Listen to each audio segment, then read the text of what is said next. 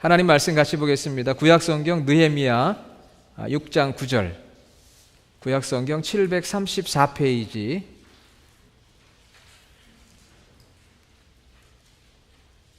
느헤미야 6장 9절. 여러분 예배당에 오시면 먼저 오늘 본문 말씀을 찾아서 주보를 딱 사이에 껴놨다가 제가 읽자고 하면 바로 그냥 피셔야 돼요. 다음 주부터는요. 자, 느헤미야 6장 9절 같이 읽겠습니다. 이는 그들이 다 우리를 두렵게 하고자 하여 말하기를 그들의 손이 피곤하여 역사를 중지하고 이루지 못하리라 함이라. 이제 내 손을 힘있게 하옵소서 하였노라. 자, 이제부터 한번 읽어볼게요. 이제 내 손을 힘있게 하옵소서 하였노라. 아멘. 제가 아는 애기 울음소리가 들리니까 참 좋습니다. 예. 애기 울음소리 들어본 지 오래된 것 같아요. 예, 너무 좋습니다. 제가 아는 연세 많으신 장로님이 간증을 하면서 이런 간증을 했어요. 저는 인생을 살아오면서 3번의 고비를 겪었습니다. 3번의 고비를 넘겼습니다. 죽을 고비를 3번 넘겼습니다. 그러시면서 하시는 말씀이, 제가 결혼해서 신혼 초에 폐병에 걸려서 죽을 뻔했는데 그 죽을 고비를 넘겼고요. 중년에는 큰 교통사고가 나서 죽을 뻔했는데 그 고비를 넘겼어요.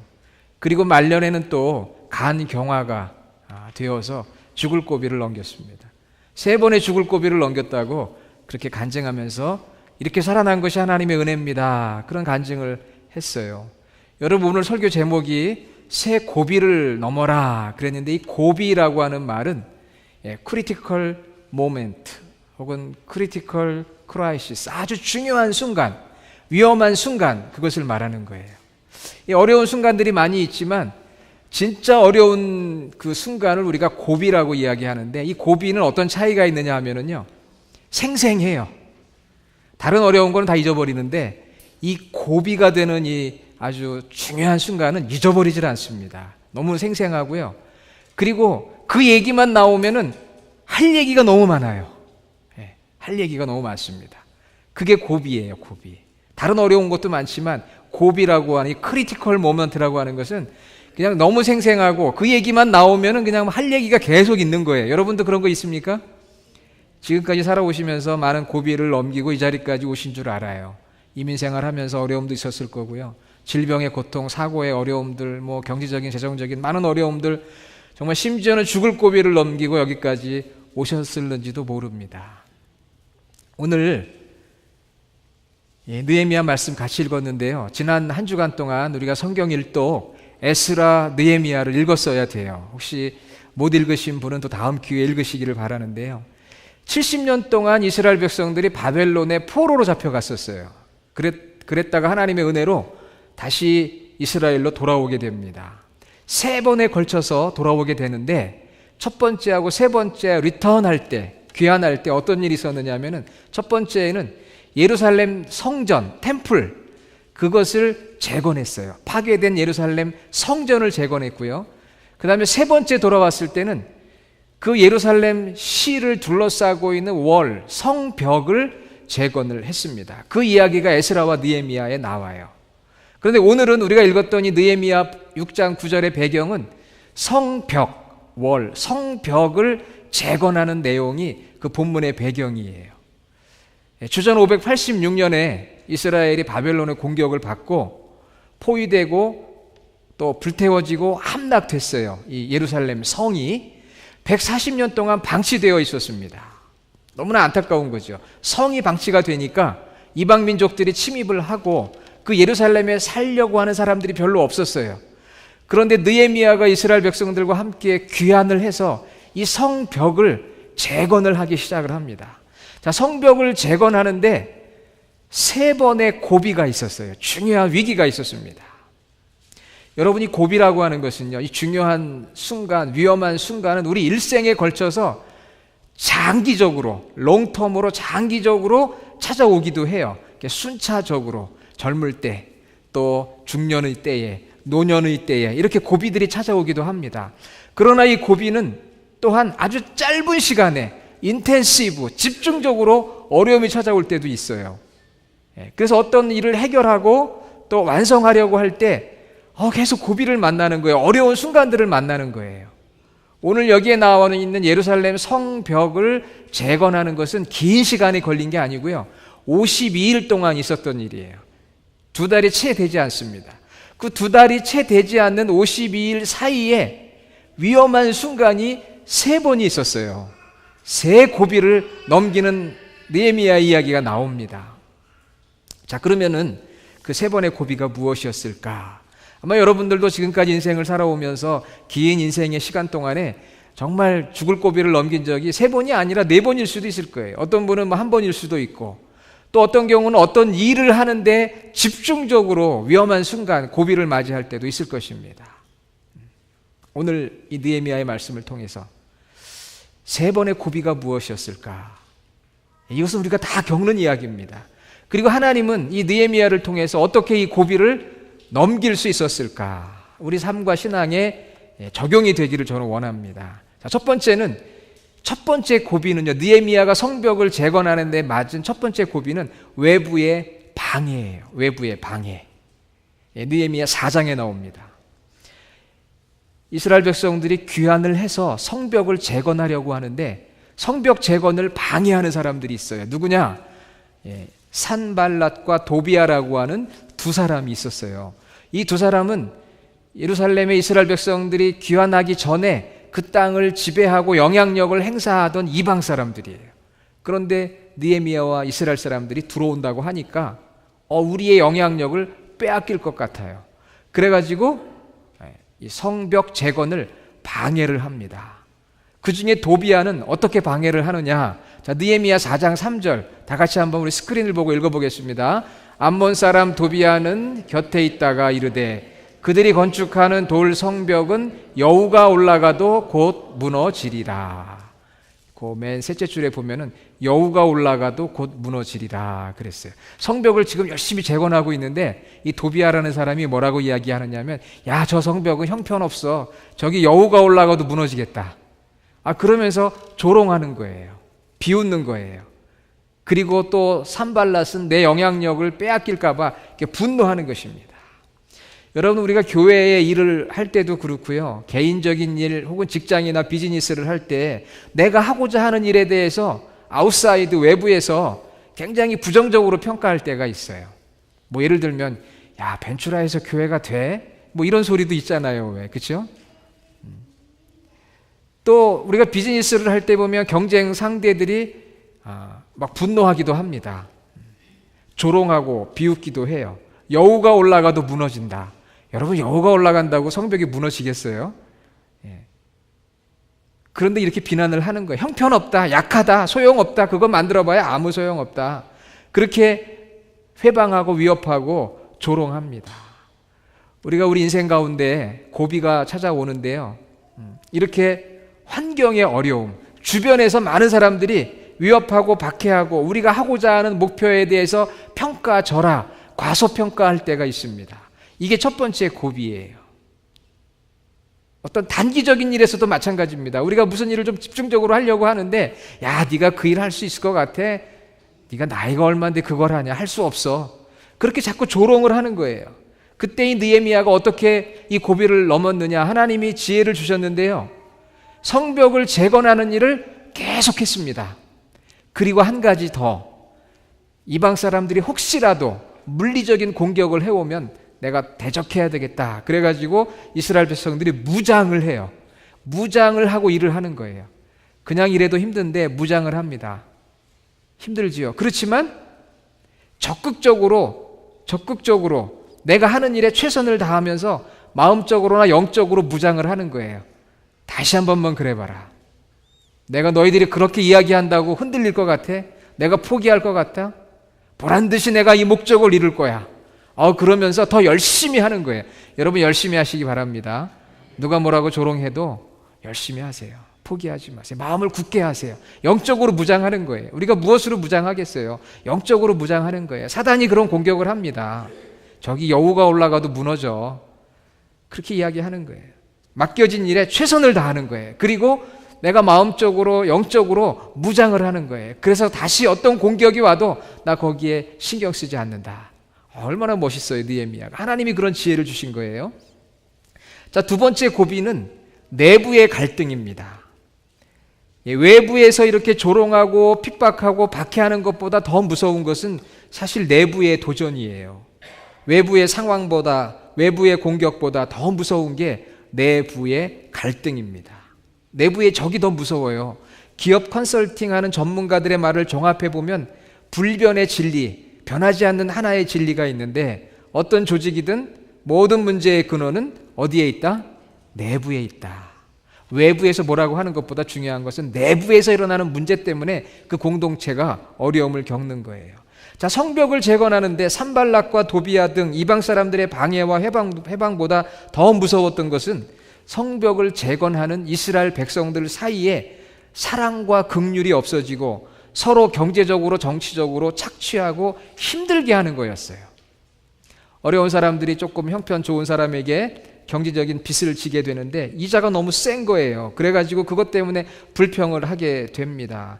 자, 우리 5장 1절 스크린 한번 다 읽어볼게요. 그때의 백성들이 그들의 아내와 함께 크게 부르짖어 그들의 형제인 유다 사람들을 원망하는데, 내부에서 원망과 불평이 나오는 거예요. 우리는 힘들고 어려운데 같은 이스라엘 백성 저 사람들은 힘들지 않고 우리가 좀 어려운데 도와주지도 않고 이러면서 원망하기 시작을 합니다. 두 번째 고비는 내부의 이 갈등과 분열이에요. 그래서 성벽을 공사하는 게 위기를 맞이합니다. 서로 흠잡고 트집잡고 원망하고 불평하고 도를 넘는 비판, 이것이 가정을 망하게 하고 교회를 망하게 하고 나라를 망하게 하는 것이거든요. 우리 주님의 교회가 혹이라도 외부에서 어떤 우리에 대해서 어떤 부정적인 평가를 한다고 해도 별로 그렇게 대단하지 않습니다. 그 고비 넘기는 거 어렵지 않아요. 그런데 정말 어려운 고비는 뭐냐? 우리 안에서 원망하고 불평하고 트집잡고 비난하고 원망하고 할 때 이게 더 어려운 거거든요. 그 고비가 더 어려운 거예요. 내부의 갈등, 서로를 향한 긍휼의 마음이 없고 사랑의 마음이 없고 나의 어떤 이기적인 생각만 할 때 그것이 공동체를 무너뜨리는 거거든요. 그래서 느헤미야는 어떻게 그 문제를 해결했느냐 하면은요, 여러분, 우리는 다 한 형제입니다. 우리가 바벨론 포로로 잡혀가서 얼마나 고생을 했습니까? 이렇게 다시 돌아와서 예루살렘 성벽을 건축하고 있는데 우리가 서로 싸워서야 되겠습니까? 우리가 서로 원망하고 불평하고 트집잡고 비난해야 되겠습니까? 우리가 어떻게 여기까지 왔는데요? 여러분, 우리가 힘들게 이 자리까지 와서 지금 성벽을 건축하고 있는 거 아닙니까? 여러분, 우리는 한 형제입니다. 느헤미야 5장 1절 읽었잖아요. 6절부터 마지막 19절까지 읽으면 형제라는 말이 많이 나와요. 형제, 우리 형제, 너희 형제, 나의 형제. 형제라는 걸 강조하는 거예요. 사랑하는 여러분, 우리는 주님 안에서 한 형제 자매된 자들 좀 있습니다. 예. 우리 안에 사랑이 있어야 돼요. 긍휼이 있어야 돼요.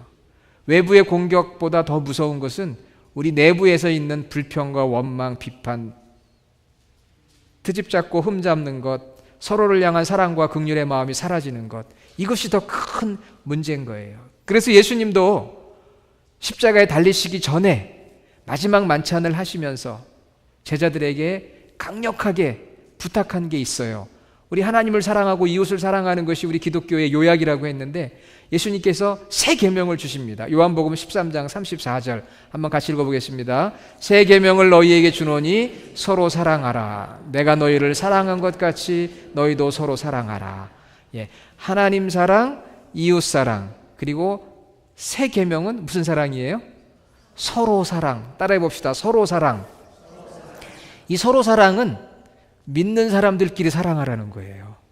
이웃 사랑은 믿지 않는 사람들 모두를 향한 사랑인데, 이 서로 사랑은 주님 안에서 한 형제된 자들이 사랑해야 된다.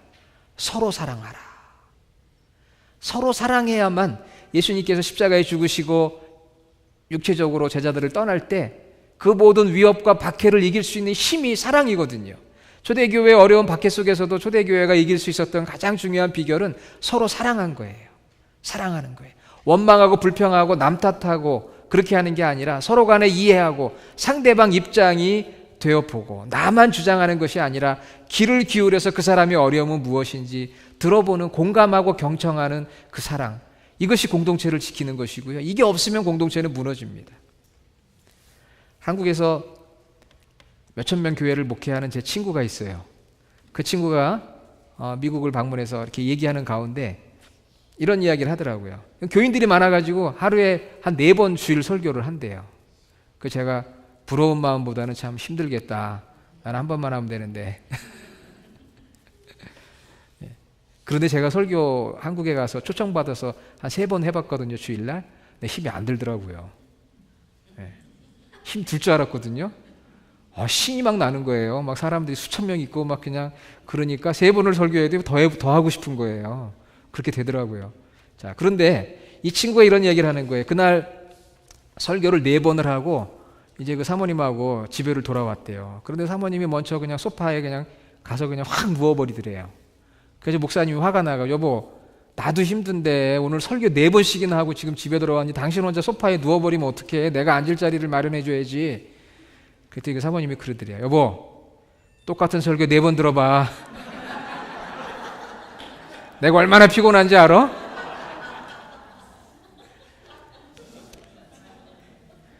서로만 주장하는 거죠. 난 4번 설교했으니까 힘들어. 내 자리 어딨어? 사모님은 나 4번 듣느라고 힘들어. 그랬다고 하더라고요. 상대방 입장이 되어보지 않으면 이해가 안 되는 거예요. 내가 설교 4번 했으니까 내가 힘들지. 아니에요. 4번 앉아서 들은 사람도 힘들거든요. 여러분들도 힘드시죠? 대답이 없는 걸 보니까 전혀 힘들지 않은 줄로 믿습니다. 서로를 이해해야 돼요.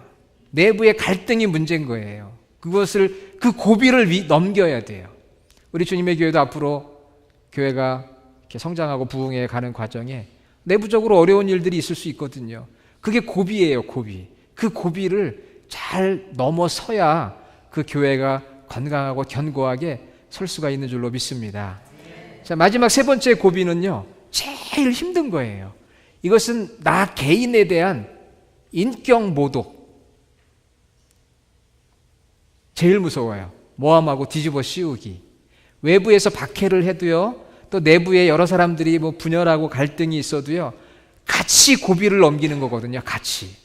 그런데 내가 혼자만 겪어야 되는 고비가 있어요.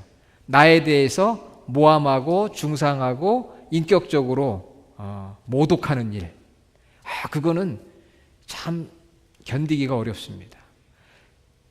자, 외부의 박해와 내부의 갈등의 문제가 잘 해결돼서 2번째 고비를 잘 넘겼는데 3번째 파도, 고비의 파도가 찾아왔어요. 그것이 바로 느헤미야 6장에 나오는데, 이 산발랏하고 도비아가 느헤미야에게 우리 만나자 그럽니다. 우리 만나자. 왜 만나자고 하느냐면은 죽이려고 만나자는 거예요. 죽이려고. 그런데 느헤미야가 안 만납니다. 안 만나요. 불의한 사람이기 때문에 나는 못 만나겠다. 참 잘한 거죠. 악한 자를 만나가지고 유익되는 게 없습니다. 손해보죠. 죽이려고 하는 사람 만나가지고 무슨 이익이 있겠어요. 그래서 안 만나요. 4번이나 만나자고 그럽니다. 6장 4절에 보면 그들이 4번이나 사람을 보내 4번씩이나. 그 5번째는 또 편지를 보내는데, 여기에 이 산발랏과 도비아라는 사람이 느헤미야에 대해서 인격 모독을 하는데 뭐라고 이야기를 하느냐 하면은요, 우리 성경 느헤미야 6장 같이 한번 읽어보겠습니다. 스크린에. 너와 유다 사람들이 모반하려 하여 성벽을 건축한다 하나니 네가 그 말과 같이 왕이 되려 하는도다. 느헤미야는 지금 바벨론의 그 페르시아에서 왕의 술 관원, 이 술을 검사하는 아주 높은 직책을 맡고 있던 사람이에요. 거기 편안해요. 대제국 페르시아의 공무원이거든요. 요즘 한국에서는 공무원이 아주 최고 인기라고 그러는데 이 공무원이에요. 그런데 자기 조국 이스라엘의 성벽이 허물어졌다는 것이 너무 안타까워서 그것을 재건하기 위해서 잠시 방문한 거거든요. 왕이 되려는 생각 절대 없어요. 그런데 산발락과 도비아가 지금 뭐라고 모함을 하느냐? 모반, 다시 말하면 페르시아의 왕을 모반해서 이제 네가 왕이 되려고 하는구나. 이렇게 사람들에게 소문을 퍼뜨리는 거예요. 소문을 퍼뜨리는 거예요. 왕이 되려고 지금 성벽을 재건한다. 그렇게 소문을 퍼뜨립니다. 중상모략을 하는 거죠. 이게 사실 감당하기 제일 힘든 부분이에요. 내 인격에 대해서 공격을 하고 중상모략을 하고 모함을 하고 뒤집어 씌우고 억울하게 할 때 그거 참기가 참 어렵고 힘들거든요. 그때 우리가 평정심을 잃어버리고 무너지기가 참 쉬워요. 큰 상처를 받고 의욕을 잃어버립니다. 그때 느헤미야가 뭐라고 이야기하겠어요? 아니 내가 뭐 이거 누구 좋으려고 지금 성벽을 재건하는 거야. 내가 페르시아에서 편하게 살았었는데 여기 와서 이 좋은 일을 하려고 하는데 저렇게 나를 모함을 하다니. 에이 때려치고 집으로 돌아가자. 그럴 수도 있잖아요. 내가 이 욕을 먹어가면서 내가 왜 이 일을 해야 돼?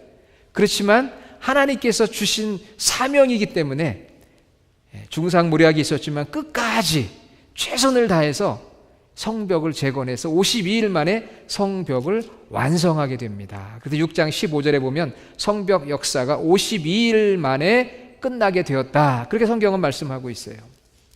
이 세 번째 고비는 개인에 대한 인격 모독이에요. 여러분 우리가 인격 모독 당해본 적 있으시죠? 억울하게 누명 써본 적 있으실 거예요. 그때 너무 힘들어요. 에이 교회 그만 다니고 싶다. 그런 생각 들 때 있지 않았습니까? 아니 신앙생활을 그만두고 싶어. 믿는 사람들이 어떻게 이럴 수가 있는 거야.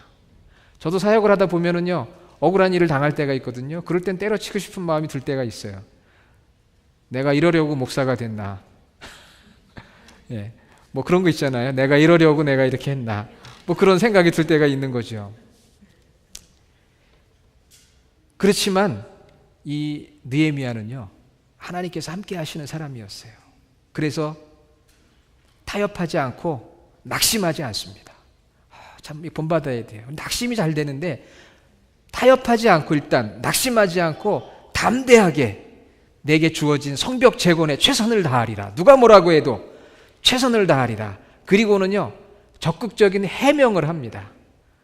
우리 그리스도인들은 잘 해명을 안 하려고 해요. 침묵이 금이다. 하나님이 알아서 하시겠지. 물론 하나님이 알아서 하실 때도 있어요. 그런데 이 느헤미야가 적극 해명을 하는데 자 8절 한번 같이 읽어볼게요. 뭐라고 해명을 하느냐. 같이 읽겠습니다. 내가 사람을 보내어 그에게 이르기를 네가 말한 바 이런 말은 없는 일이요 내 마음에서 지어낸 것이라 하였나니. 느헤미야가 사람을 보내어 그렇게 이야기해. 너희들이 내가 왕이 된다고 그렇게 모략을 하느냐? 아니야. 이런 일은 없는 일이고 니들이 꾸며낸 얘기 아니야. 그러면서 해명을 해요. 그리고는 마지막으로 하나님 앞에 기도합니다. 오늘 우리 성경 본문 6장 9절이 바로 그 기도 내용이에요. 하나님, 저들이 우리를 두렵게, 같이 한번 다시 읽어볼게요. 이는 그들이 다 우리를 두렵게 하고자 하여 말하기를 그들의 손이 피곤하여 역사를 중지하고 이루지 못하리라 함이라. 이제 내 손을 힘있게 하옵소서 하였노라. 느헤미야가 봅니다. 야, 우리를 피곤하게 하고 우리 역사를 중지시키려고 그렇게 하는구나. 하나님, 제가 감당할 수 있는 힘을 주시옵소서. 그렇게 하나님 앞에 기도합니다. 하나님, 감당할 수 있는 힘을 주십시오. 그래야 이 모든 과정을 마무리할 수 있습니다. 이 고비를 넘어 승리할 수 있습니다. 저는 이 말씀을 준비하면서 예수님을 한번 생각해 봤어요. 여러분, 예수님의 인생에도 많은 고비가 있었는데 저는 예수님의 인생에도 3번의 고비가 있었다, 그렇게 생각해 봤습니다. 첫 번째 고비는 예수님이 태어날 때 헤롯 대왕이 예수님을 죽이려고 하지 않았습니까? 그 위협과 박해가 있었을 때 예수님의 육신의 아버지 요셉에게 천사가 알려주었어요. 떠나라. 하나님 말씀이죠. 말씀. 첫 번째 그 고비, 밖으로부터의 그 위협. 예수님도 큰 인생의 고비를 넘긴 거예요. 두 번째 고비는 언제였을까 생각해 봤습니다. 예수님께서 공생애를 시작하실 때 40일 동안 금식하고 굶주려 있었을 때 그때 사단이 나타나서 예수님을 3번 시험하지 않습니까? 돌로 떡을 만들어 봐라. 예루살렘 성전 꼭대기에서 뛰어내려 봐라. 자, 산 위에 가서 나에게 경배하라. 그러면 내가 너에게 이 모든 것을 주겠다. 거짓말이죠. 사단이 뭘 주겠어요? 그 배고파 힘들고 지쳐 있었을 때 그런 사단의 시험을 받습니다. 두 번째 고비인데도요, 하나님 말씀으로 물리쳤어요. 하나님 말씀으로 물리쳤습니다. 마지막 3번째 고비는 언제였을까요? 우리가 너무나 잘 아는 것처럼 십자가를 지실 때, 그 십자가를 지실 때 이 예수님의 마지막 가장 힘든 고비, 조롱받았잖아요. 매맞았잖아요. 핍박받았잖아요. 조롱과 멸시와 천대를 받으시고 사랑하는 제자들은 다 떠나고 부인하고 배반하고 고독의 절정에 서 있었습니다. 하나님 어찌하여 나를 버리시나이까. 그 정말 처절한 고독 속에서 죽어가실 때 그게 마지막 고비잖아요. 그 고비를 아셨기 때문에 예수님은 십자가에 달리시기 전에 겟세마네 동산에 가서 하나님 앞에 기도를 합니다. 하나님, 이 마지막 고비, 지금까지 고비를 잘 넘겼는데 이 세 번째 마지막 고비를 넘기게 해주십시오. 제가 지금 조롱당하고 멸시당하고 천대당하고 있습니다. 어떻게 예수님께서 겟세마네 동산에서 기도하셨는지 누가복음 22장 44절 다 같이 한번 읽어보겠습니다. 예수께서 힘쓰고 애써 더욱 간절히 기도하시니 땀이 땅에 떨어지는 핏방울같이 되더라. 여러분, 예수님께서 기도하시는데요, 보통 기도가 아니에요. 힘쓰고 애쓰고 간절히, 간이 저리도록이라고 그랬죠. 간절히. 예수님이 힘쓰고 애쓰고 간절히 기도하는데요, 땀이 땅에 떨어지는 핏방울같이 되더라 그랬대요. 여러분, 정말 막 간절히 기도하면은요, 과학적으로도요, 이 핏줄에서요 피가 터진답니다. 피가 터지도록 기도를 하신 거예요. 왜? 십자가를 지시기 위해서, 마지막 고비를 감당하기 위해서, 인간 예수님으로서 너무나 힘들고 어려운 거잖아요. 여러분, 십자가에 달려 죽는다는 것이 상상할 수 없는 고통이거든요. 그리고 다 발가벗겨져 가지고 수많은 사람들에게 부끄러움과 창피와 조롱과 멸시를 당할 걸 생각하니까 이거는 내 힘으로 감당할 수가 없는 거예요. 그러니까 아버지 하나님 앞에 이렇게 기도할 수밖에 없는 거예요. 여러분, 우리에게 그러한 고비가 올 때가 있습니다. 그때 우리 주님의 이 모습을 보아야 돼요. 힘쓰고 애써 간절히 기도하고 땀이 땅에 떨어지는 핏방울같이 되도록 하나님, 이 사명을 감당하게 해주시고 이 사명을 제가 완수하게 해주십시오. 그래서 그는 십자가에서 다 이루었다, 그렇게 하지 않으셨습니까? 하나님 말씀과 기도로 이겼어요. 다 도망갔습니다. 사람들은 사람 의지한다고 이기는 거 아니에요. 어느 순간 이길 수 있지만 예수님은 태어나시면서부터도 말씀으로 기도로 하나님과의 교제로 승리하셨어요. 느헤미야도 결국 52일 동안 3번의 고비를 넘겨서 성벽 재건의 목표를 이루었습니다. 승리했어요. 악한 세력도 이겼고요, 내부의 갈등도 치유했고요, 나에 대한 끊임없는 모함도 이기고 승리했습니다. 고비를 완벽히 넘은 거지요. 여러분, 우리 인생에 앞으로 남은 고비가 있을 수 있습니다.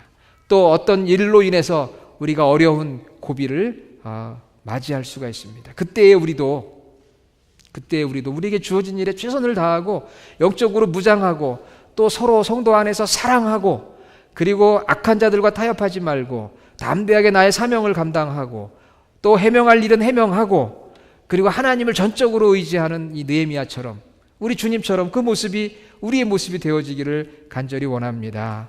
한번 따라해 봅시다. 고비 너머에 고지가 있다. 고비 너머에 고지. 이게 비슷한데요. 고비 너머에 고지. 그 목표가 있다는 거예요. 누가 한 이야기일까요? 고비 너머에 고지가 있다. 그 유명한 말인데요. 네. 우리 최정선 권사님 참 똑똑하십니다. 제가 한 얘기예요.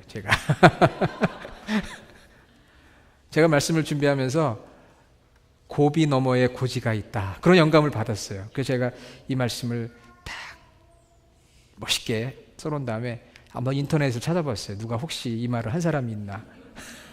근데 비슷한 건 있더라고요.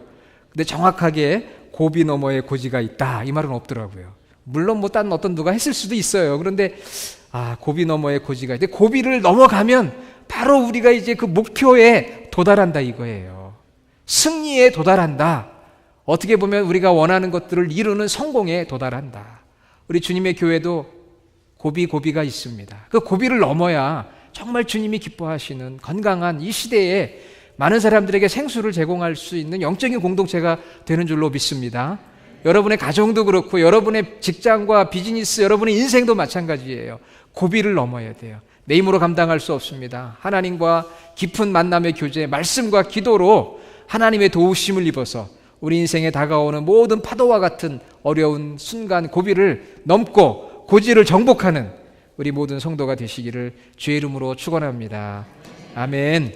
하나님 감사합니다. 오늘 느헤미야의 말씀을 통해서 다가오는 고비를 넘어 승리의 길로 나아갔던 그 귀한 은혜를 받았사오니 우리가 어떤 형편에 놓여 있든지 우리 모든 성도들이 승리하게 하여 주시고 우리 주님의 교회가 새 고비를 넘어 정말 주님께 영광을 돌리고 주님의 기뻐하심을 입는 교회가 되게 하여 주시옵소서.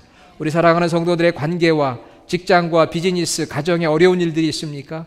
그러한 고비의 어려운 순간에 파도가 몰려올 때 오늘 말씀처럼 그것을 뛰어넘을 수 있는 하나님의 능력 있는 성도들이 다 되게 하여 주시옵소서.